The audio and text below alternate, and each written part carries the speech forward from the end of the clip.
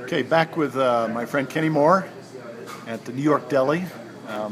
In the last video, we talked about how we got started with the 10-2-B prayer.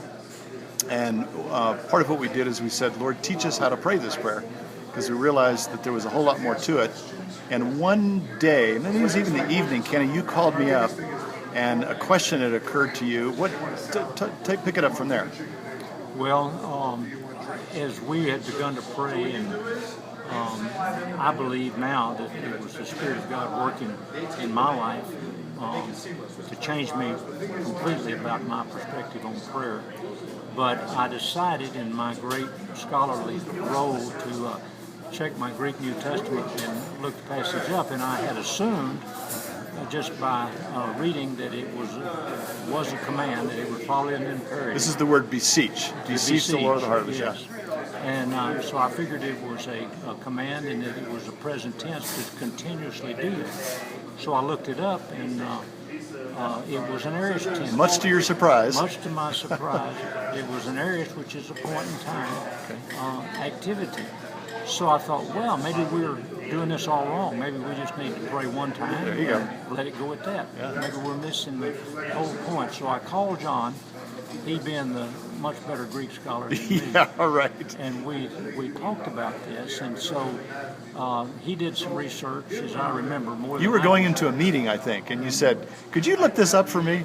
And so he checked it out, but what we came to was the idea where Jesus was saying, start, point in time, what you haven't really been doing, and don't ever stop.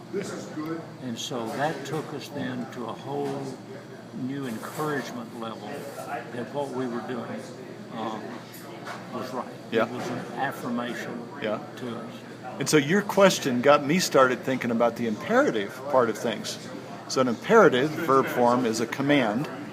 And all of a sudden the Lord kind of connected that with the Great Commission in Matthew 28.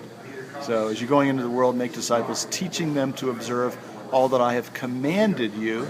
All of a sudden it connected that this is one of those commands that we're to teach other people. And so Ken and I talked about that, and we said, why don't we start teaching this concept, which we started calling the 10-2-B prayer. Let's start teaching this at every opportunity.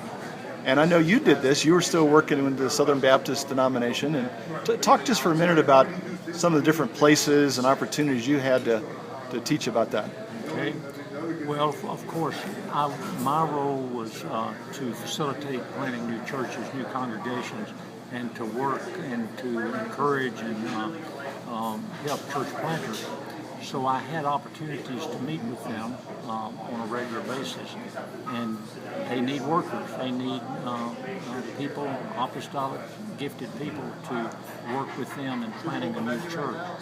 So I would begin to tell the story about praying, and whether we were having lunch, and because John and I believed that the Spirit had encouraged us to share this wherever we had an opportunity, whether it was a church planter or a denominational leader or whomever.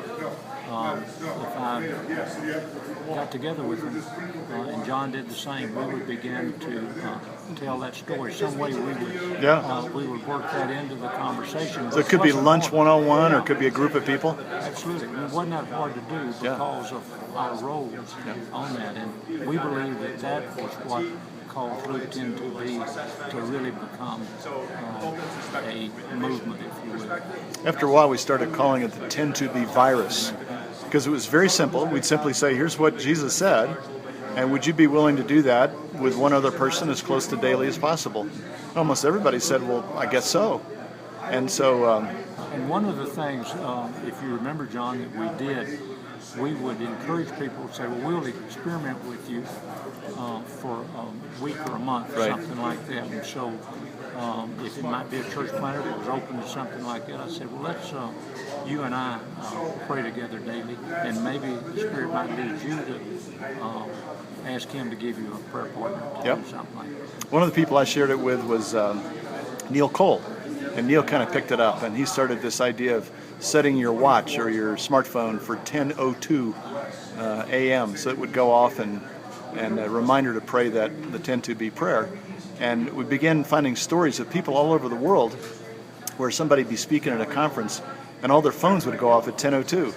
So we literally have evidence that this virus has spread around the world. Quite amazing. So more to come.